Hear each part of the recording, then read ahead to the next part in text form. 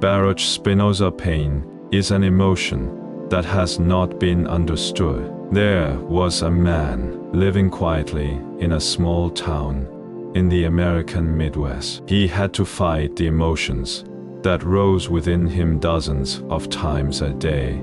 He had become used to hiding his emotions. On his way to work in the morning, even while waiting in line for coffee, he felt a tightness in his chest. In meetings, a colleague's careless comment made his stomach clench, but he only nodded as if nothing had happened, continuing to take notes. At home after work, even as he sat down to dinner with his family, his eyes often drifted elsewhere, and his expression carried something inexplicable. One day, he went to the hospital alone. The pain felt strange, not from the body, but as if it were a signal from his mind. The doctor said there was nothing wrong, but he knew he was in pain. He couldn't explain it or prove it, but it was there, and no one understood it. We often face moments like this. The body appears fine, but the heart is ill. The expression says, "I'm okay," but the chest screams with suffering. Anxiety without reason, sadness without words, loneliness without explanation. We call these pain. But when no one understands that pain, the emotion grows deeper and sharper. Pain is not evil. It is simply an emotion that has not been understood. Spinoza once said, sadness, anger, jealousy, anxiety, depression, every emotion has a cause. They are not wrong. They are not things we must flee from. To understand them, that is the path of a philosopher and the path of a human being. This video is for you, standing on that very path. For those lost in the maze of emotions, for those who feel alone in pain, and for those who suffer because even they cannot understand themselves. From now on, we will not suppress or judge emotions, but try to understand where they come from. At the end of that journey of understanding, we will discover something profound. Emotions are not to be feared. They are signals that lead us most honestly. And when we begin to listen to those signals, we will experience deeper love, deeper empathy, and a real encounter with our true selves. Pain is an emotion that has not been understood. This is not just a comforting phrase. It is a deep insight into the nature of emotion, and a sentence that embodies Spinoza's philosophy. We tend to perceive pain as something to be removed or avoided, but Spinoza tells us that pain is not a problem to eliminate, but a signal to understand. The negative emotions we feel, anger, sorrow, frustration, anxiety, do not arise without cause. They are the result of stories that began somewhere deep inside us. Emotions exist before judgment. When we say, "I don't know why I feel this way," what we truly mean is that we have failed to recognize the cause, not that the emotion itself appeared without reason. Spinoza saw emotions as a necessary part of the laws of nature. Just as an apple falls due to gravity, our emotions rise precisely due to the internal gravity of our past, memories, beliefs, experiences, wounds, and desires. Therefore, classifying pain simply as a bad emotion and trying to suppress it is foolish. It is to deny a part of our own being, an act of turning away from ourselves. According to Spinoza, emotions are the essence of our being. Humans are not only thinking beings, but also desiring beings. Desire is the impulse to continue living, and every emotion arises when that desire is either fulfilled or denied. For example, Love arises when we feel that a certain person or object can expand the energy of our lives. Sadness appears when that source collapses. Pain is the alarm that signals such a disconnection. Thus, understanding pain is not merely an act of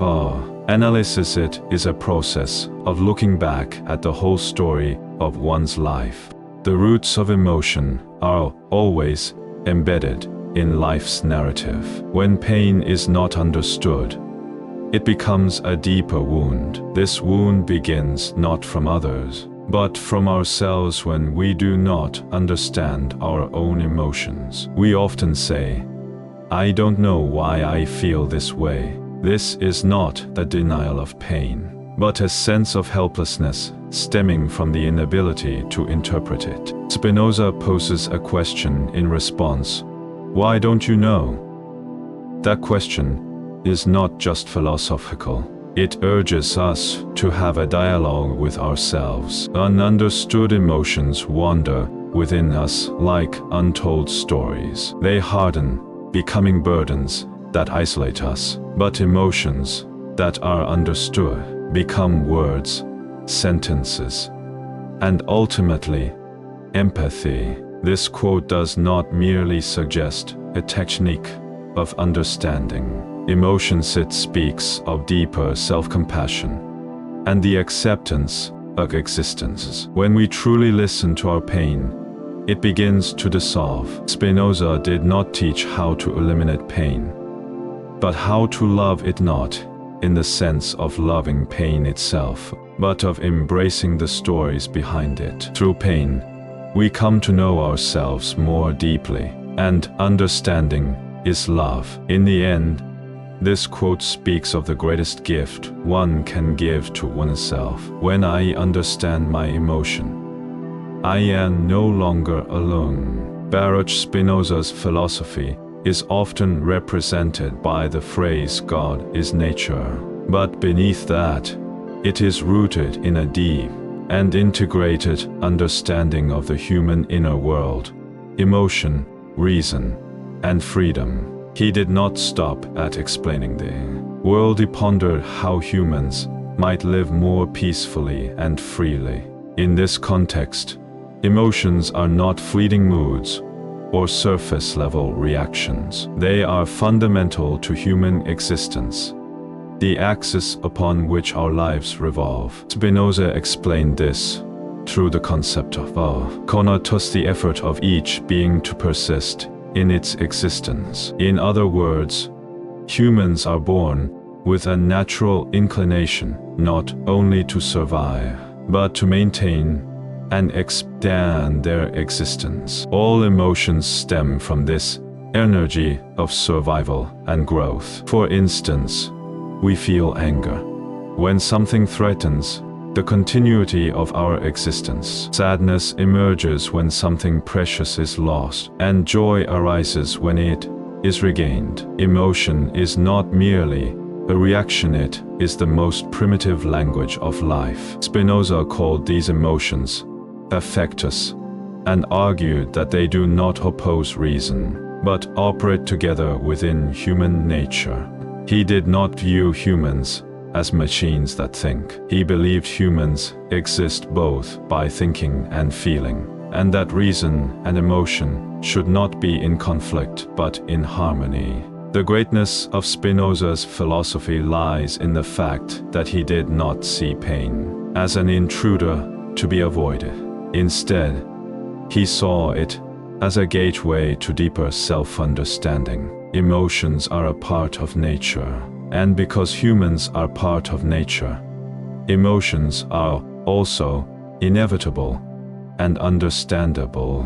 The idea of necessity lies at the heart of Spinoza's thinking. He believed that nothing exists without a cause, and even emotions arise necessarily from specific causes. So, if we are feeling pain, that pain is not senseless suffering, it is a natural phenomenon caused by something specific. And the key is this understanding that necessity is what gives humans freedom. To Spinoza, freedom does not mean acting without cause. It means acting with understanding. Unconscious suppression of emotion is not freedom. Accepting emotion through understanding is the true path to freedom. Suppose someone repeatedly experiences depression. If they ignore or suppress it, they become dominated by it. But if they begin to explore the origin of that feeling,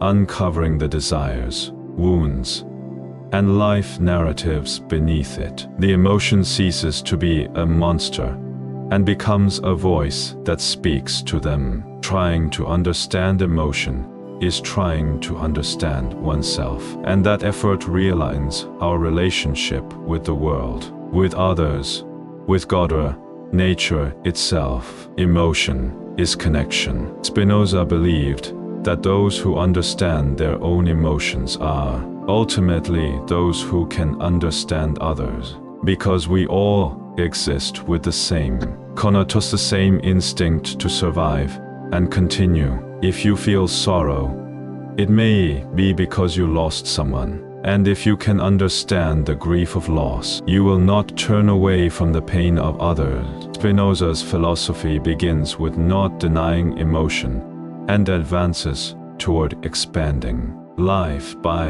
understanding emotion. His philosophy is not merely for contemplation, it is a way of living. Through the mirror of emotion, we come to face ourselves more honestly. So when we say, pain is an emotion that has not been understood, it is not just psychological comfort. It is a philosophical declaration. Every emotion has a cause, and the ability to understand that cause is the greatest freedom left to humanity.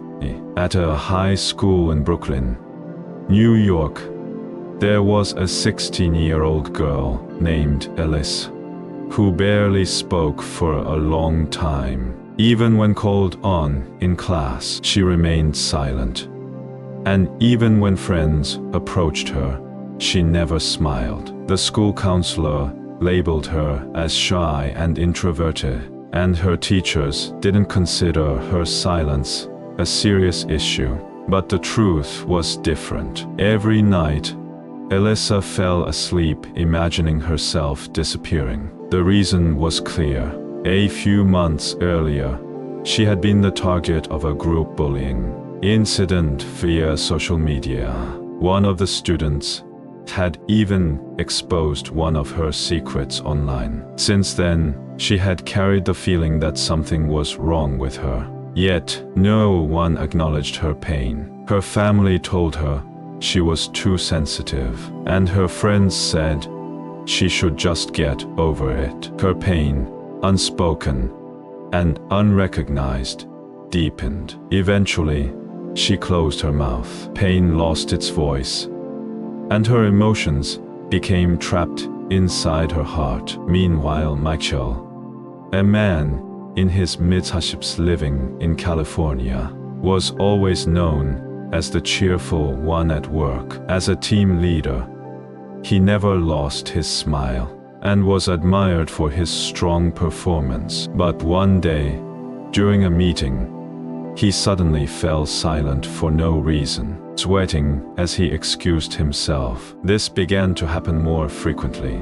People thought he was just under stress, but Michael insisted, "I'm fine." In truth, he was lying awake at night, struggling with the feeling that his life was a fraud. He had grown up under the shadow of an abusive father and moved frequently as a child, leaving him with a lingering belief, "I have no one I can trust." Outwardly bright, he was inwardly frozen. No one saw his real feelings. His unrecognized pain eventually sent signals through his body, and he was diagnosed with panic disorder.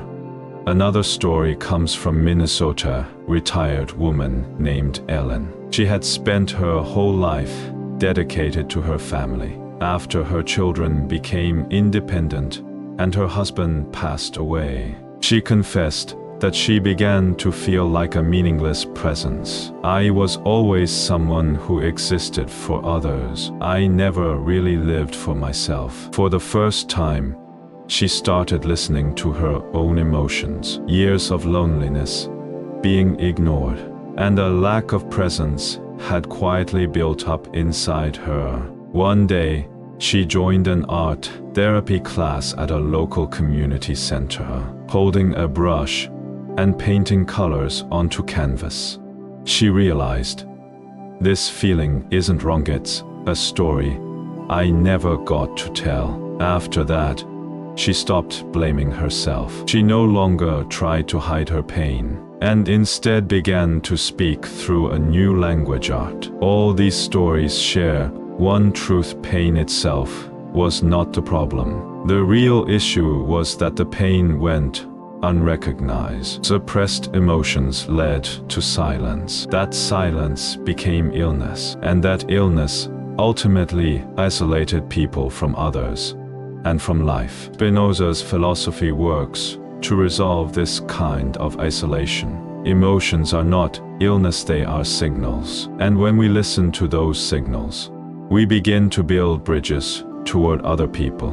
Elisa slowly opened up when her counselor began to truly listen to her. Michael, through his diagnosis, finally acknowledged and spoke his truth. Ellen rediscovered herself through the language of painting. Pain, when unrecognized, becomes a wall, but when understood, it becomes a window. And that window helps us listen more closely to the emotions of others. Pain is the starting point of connection. These stories tell us one thing: your emotion is not proof that you're wrong. It's proof that you're alive. And when we begin to understand that emotion, we can begin to find meaning within pain. Today, we might say that we are living in the age of emotion. A single notification on a smartphone can shake our mood. A passing comment on social media can ruin an entire day. We live in an era where artificial intelligence can analyze our emotional patterns. Yet we ourselves are often unable to interpret what we feel. It's rare to find someone who can clearly answer the question, why do I feel this way right now? Though we are surrounded by information, our understanding of emotions is increasingly becoming marginalized, a paradox of the modern age. Modern people suppress their pain in many ways. Phrases like "it's fine," "everyone lives like this," "you have to top it out," and "this isn't a big deal" have become part of everyday language. People rationalize, dismiss, or treat their emotions as obstacles to overcome. But the consequence of this suppression is an increase in mental illnesses and a growing sense of isolation. Anxiety disorders, depression, panic attacks, these are no longer rare or isolated issues.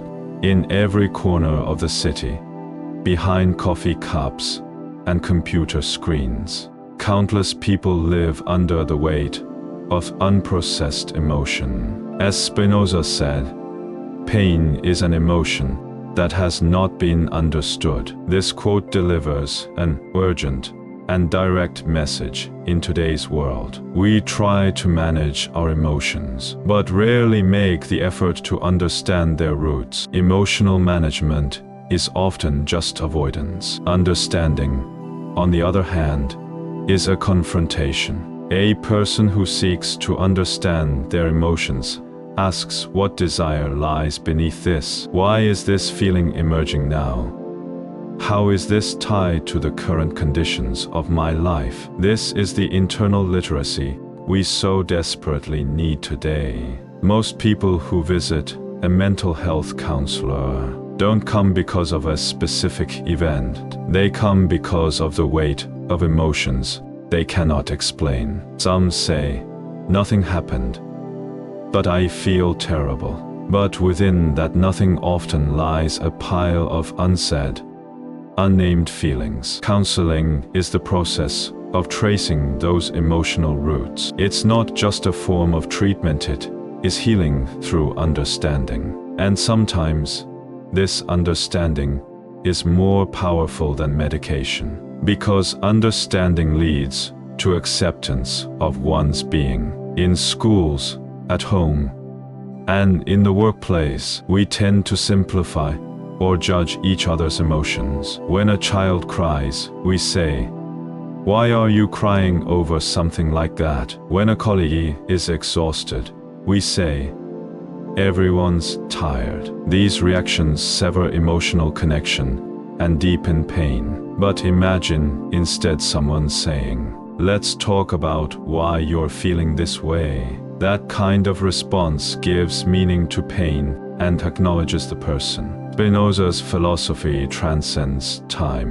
His ideas about emotional understanding are being revisited not only in psychology and counseling, but also in fields like AI ethics. For example, while AI technologies advance to analyze human emotion, humans are ironically losing their own ability to interpret what they feel. That's why we must cultivate emotional literacy before relying on machines. Understanding emotion strengthens the empathy of society as a whole. Empathy is not simply considering another's position. It becomes possible when we understand another's feelings. What we need today is not logical persuasion, but emotional interpretation. That is leadership. That is education. That is relationship. Modern society is not suffering from a lack of information, but from a lack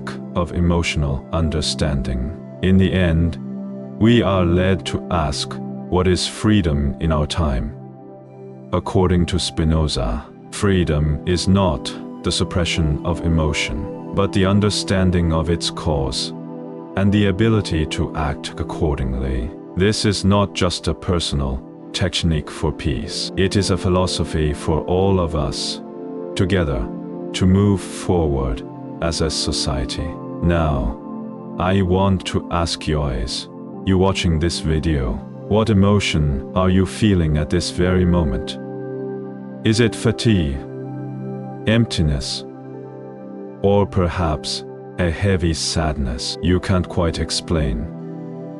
And have you ever taken the time to ask yourself where that emotion came from? We rush through life so quickly that we often don't have time to organize our feelings, let alone question them. But right now, let's pause for a moment and ask, what was the starting point of the emotion I am feeling right now? Have you ever treated your own emotion as something wrong? Have you ever scolded yourself, saying, "Why do I feel this way?" Or "I shouldn't be struggling with something this small"? If so, then you weren't understanding your emotions, you were suppressing them. The real question needs to shift. Instead of "what's wrong with me?" ask, "Why am I feeling this?" Within that question lies no judgmentally understanding. Do you remember a time as a child when someone told you, "Stop crying"? That might have been the first social message that your emotions were unacceptable. Since then, how often have you silenced your feelings? At work, in relationships, within family, and even alone in your own room. While sometimes it is necessary to endure emotion, it is not always right to do so. Emotion is not just a heavy or complicated burden. It may be a signal trying to tell you what you truly want. So the question must change again. Have I made an effort to understand my emotions? Emotion is not just something we feel, it is something we interpret. Have you ever tried to interpret your feelings? Not just thinking, "I'm in a bad mood," but asking why. What made you feel that way? What meaning does that situation hold in your life? This line of questioning can shift you from being a victim of your emotions to someone who speaks their language. And one more question: how much have you tried to understand the emotions of others? Have you ever dismissed someone's anger as mere irritation, misunderstood their silence as indifference, judged their tears as weakness? Spinoza said, all emotions are understandable. There is no such thing as an emotion that cannot be understood. There are only emotions that have not yet been understood. When you truly try to understand someone else's feelings, the world begins to speak a softer language. Lastly, ask yourself this: what is my emotion trying to tell me right now?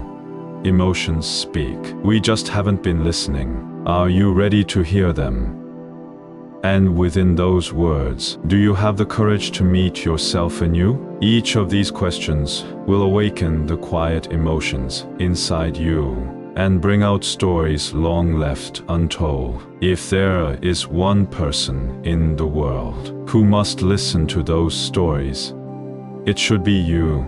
To move toward a life of emotional understanding, abstract realization alone is not enough. Concrete practice is essential. Emotions cannot be handled solely in the mind. They are felt through the body and confronted repeatedly in everyday life. Training is required. Spinoza did not seek to dominate emotions. She taught that we can be free by understanding them. This idea must be applied with the same precision in action. First, develop the habit of writing down your emotions every day. Recall the most intense feeling you had that day and write about it. Not just "I was annoyed," but why you felt that way, what thoughts it was connected to, and what actions followed. This emotional journaling becomes a map for exploring your inner world. Even writing just a few sentences a day can reveal patterns in how and when you experience emotions. That's where understanding begins. Second,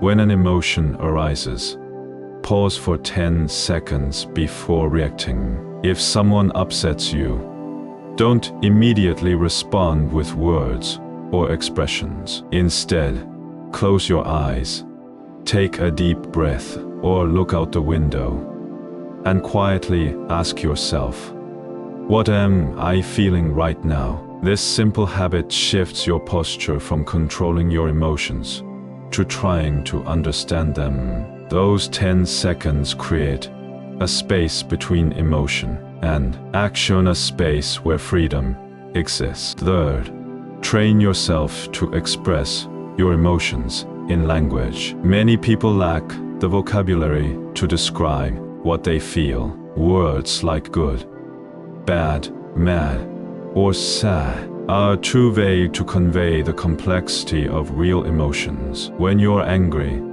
it might actually be because you felt insulted, or perhaps because you didn't feel respected. Expanding your emotional vocabulary is the first step toward understanding your emotions in depth. Try phrases like, I feel dismissed and it makes me sad, or I feel lost, and like, I don't belong. This kind of emotional expression can make your relationships more authentic. Fourth, regularly talk with someone you can share your emotions with. Facing emotions alone often leads to distortion. Having regular emotional conversations with someone you trust allows your emotions to be translated into external language. These conversations don't just release emotion, they help you discover unseen parts of yourself through the other person's reactions. The most important thing here is empathy. Don't try to fix the other person or give advice. Just be present and seek someone who will do the same for you. Fifth, become aware of the connection between emotion and the body. emotions don't only occur in the mind. They're deeply tied to physical sensations. Anxiety may make your chest tight. Anger may stiffen your shoulders. When an emotion arises, feel where it lives in your body. Place your hand on that area and breathe it deeply. This simple physical act can help release tension. Before interpreting an emotion, practice first feeling it. 6. Remind yourself often that emotions change. We tend to think emotions are permanent, but emotions are like weather, they always pass. What matters is not whether emotions change, but how we respond to them as they change. The pain you feel now will pass, but if you run away from it, it will return in another form. If you can understand and embrace it instead, it becomes an asset that deepens who you are. 7th, and finally, share your emotionally understood experiences through writing or conversation. When you communicate your feelings and how you came to understand them, you not only heal yourself, you create a bridge to others. In that moment, pain ceases to be a solitary burden and becomes shared wisdom. These strategies are not difficult, but they do require continuity. Emotion is not something to be solved in one sitting. Spinoza said that only sustained reflection makes us free. The same is true for emotion. By facing them again and again, recording them, and sharing them with others, we grow into people of deep understanding. At that point, pain is no longer just a hard experience, it becomes the most honest doorway to meeting yourself. As the night deepens, we grow quieter and more honest. In a dark room, lying in bed with the lights off, the emotions we pushed aside during the day slowly return. The exhaustion we pretended not to feel, the wounds we laughed through,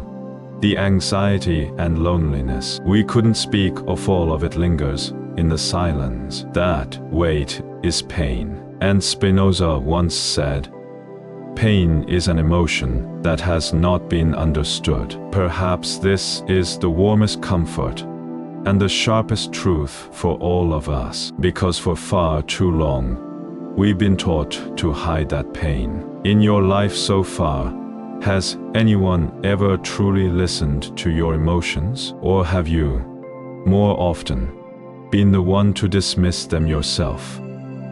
From a young age, we've heard that we need to be strong, endure, and not show weakness. So we learned to suppress our tears, hold back our trembles, and believe that feeling deeply means we are fragile.